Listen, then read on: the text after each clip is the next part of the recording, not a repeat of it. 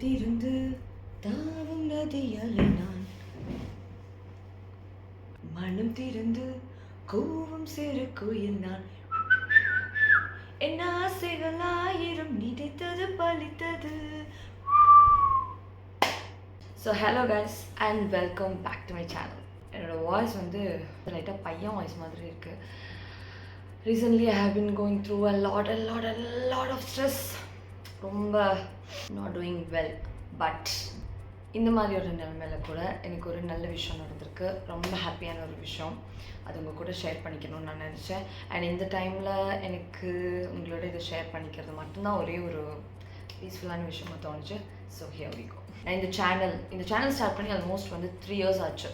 நான் ஃபர்ஸ்ட் இந்த சேனலில் வீடியோ போஸ்ட் பண்ணது 2021 Feb 10. ஃபர்ஸ்ட் ஒரு வீடியோ போட்டேன். அதில் என் முகம் கூட சரியாக தெரியாத மாதிரி வீடியோ போட்டேன். இப்போ அந்த வீடியோ இருக்காது, ப்ரைவேட்டில் போயிடுச்சு. அப்போனா 2022, 2023, 2024 3 வருஷம் கம்ப்ளீட்டாக முடிஞ்சிருச்சு. நான் சேனலுக்காக இது வரைக்கும் எதுவுமே பர்ச்சேஸ் பண்ணதே கிடையாது. மொபைல் ஃபோன் அது மேண்டேட்ரி. சேனல் வச்சிருந்தாலும் வச்சு காட்டியும் எல்லாருக்கிட்டையும் ஒரு ஸ்மார்ட் ஃபோன் இருக்கும். அந்த மாதிரி தான் எனக்கு ஒரு ஸ்மார்ட் ஃபோன் இருக்குது. ஸோ எனக்கு இப்போது I thought of making an investment. I thought it's time to make some changes to my channel. Out of ஃபோக்கஸில் போயிடுது. ஓகே, இதுதான் இந்த கேமரா நான் புதுசாக வாங்கியிருக்கேன்.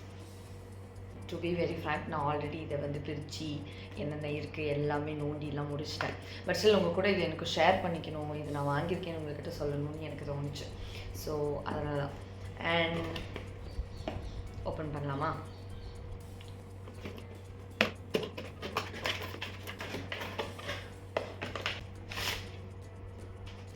சி,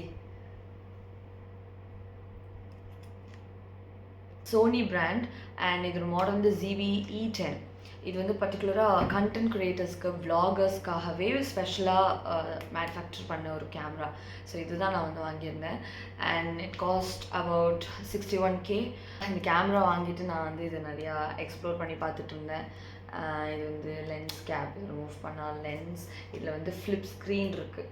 அதாவது ஸ்க்ரீனை வந்து இந்த மாதிரி பண்ணி வச்சுட்டு லைக் இப்படி ஆன் பண்ணிவிட்டு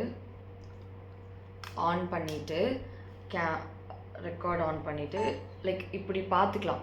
நீங்கள் என்ன ஷூட் பண்ணுறீங்கன்றதை பார்த்துக்கலாம். கண்டென்ட் க்ரியேட்டர்ஸ்க்காகவே ஸ்பெஷலாக மேக் பண்ண கேமரா அது.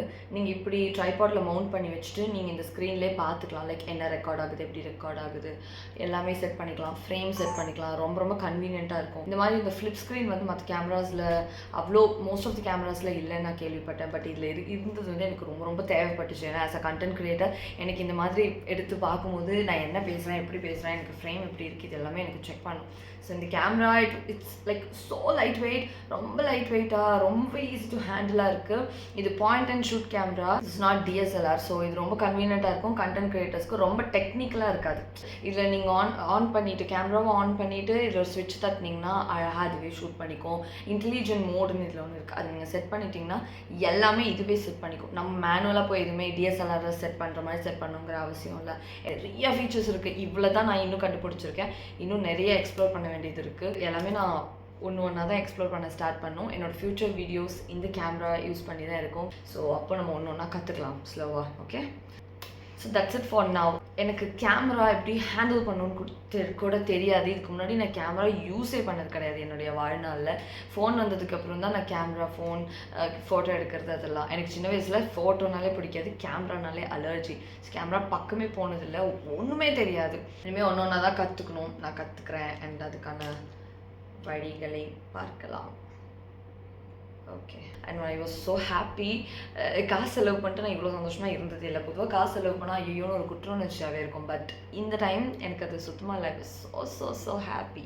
லைஃப்பில் நம்ம ஒரு பேஷன் அப்படின்னு தேடி போயோ இல்லை அந்த பேஷன் நம்மளையோ பிடிச்சிட்டு அதுக்காக நம்ம எடுக்கிற குட்டி ஸ்டெப்ஸ்லேருந்து அதில் வர சின்ன இம்ப்ரூவ்மெண்ட், ப்ராக்ரஸ்.